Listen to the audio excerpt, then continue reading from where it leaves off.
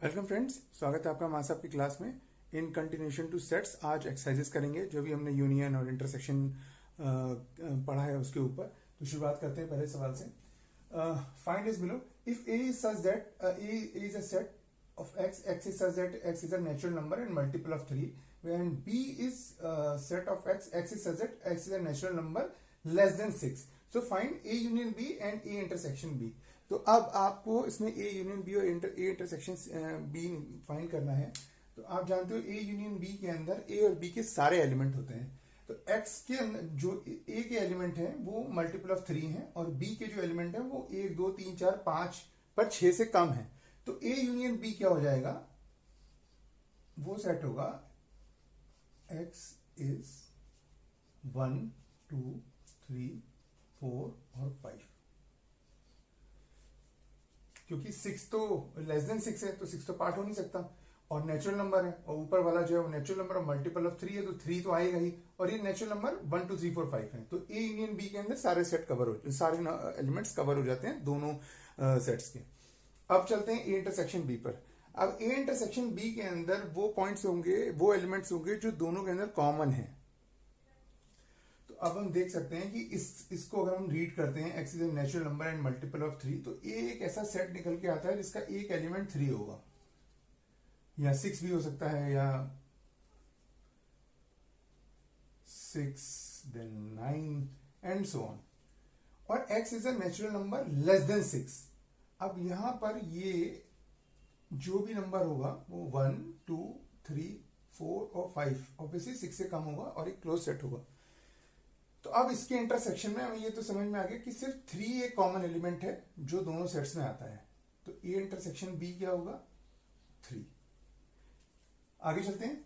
दूसरा सवाल है A is equal to X such that X is a natural number and X is greater than 1 and less than and equal to 6, whereas b is a set of x is a natural number where x is greater than 6 and less than 10। तो अब अगर हम इसको number form में लिखते हैं इस set को, तो ये हमें समझ में आता है कि ये सेट इस तरीके से होगा जहां पर 1 2 3 1 तो नहीं होगा क्योंकि 1 से बड़ा है वो 2 3 4 5 और 6 ये इसके एलिमेंट्स होंगे। इससे हमें समझ में आता है कि इसके एलिमेंट्स होंगे 7 8 9 10 ऑब्वियसली इसका पार्ट नहीं है। तो अब इसे देख के आप समझ जाओगे कि ए यूनियन बी में क्या आएगा। ए यूनियन बी के अंदर 2 से लेकर 9 तक के सारे एलिमेंट आएंगे। तो हम इसको इस तरीके से लिख सकते हैं सेट बिल्डर फॉर्म में, x is a natural number where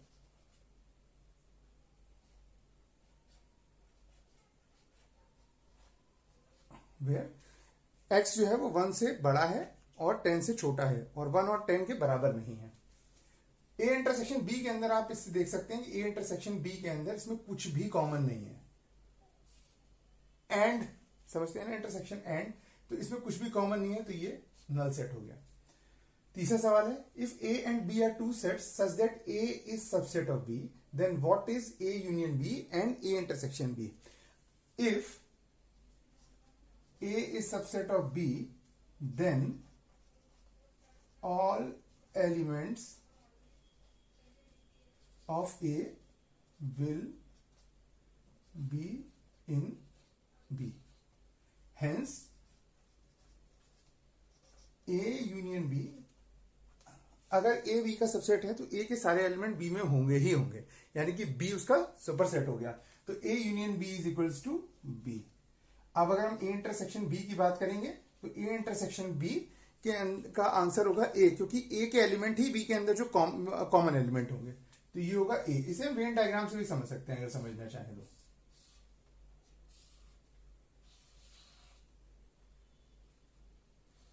ये कुछ इस तरीके का डायग्राम होगा बी ए, तो ए बी का सबसेट है तो ए के सारे एलिमेंट बी में आ ही रहे हैं। तो अब आप समझ सकते हो कि A union B will be equal to B, A intersection B equal to A. I hope ये क्लियर होगा। आगे बढ़ते हैं। If A equal to 3 5 7 9 11, B equal to 7 9 11 13, C equal 11 13 15, D equal 15 17, then find below. ये कुछ मजेदार exercise है, करते हैं इसको। इससे दिख रहा है ए यूनियन बी क्या होगा? 3 5 7 9 11 13। as per definition, the set would be consisting of elements which will be part of A or B. So here removing common elements 3, 5, 7, 9, 11 and 13.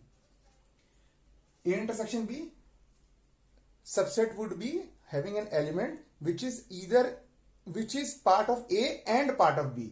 तो अब इसमें कॉमन क्या है, A में और B में सिर्फ 7, 9 और 11. तो ये आ गया 7, 9 और 11. A intersection C, same definition applies, सिर्फ 11 कॉमन है.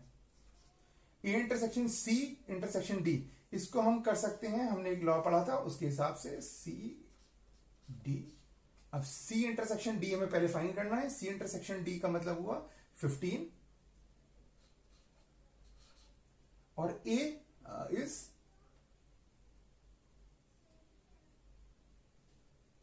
A intersection 15, right. तो अब A के साथ A आप देख रहे हो A के अंदर और इस सेट के अंदर जो C इंटरसेक्शन D है इसमें कुछ भी कॉमन नहीं है, तो ये हो गया null set. B intersection D 7, 9, 11, 13, 15, 17, again a null set. B union C ये बन जाएगा 7, 9, 11, 13 and 15. A intersection B union C, इसमें हम लगाएंगे distribution law. A intersection B union A intersection C. तो इंटरसेक्शन B से हम पहले से निकाल चुके हैं 7, 9, 11, 7, 9, 11 और इसका यूनियन A इंटरसेक्शन C में था 11. तो A intersection B union C, इससे क्या निकल के आता है 7, 9 और 11. आगे बढ़ते हैं.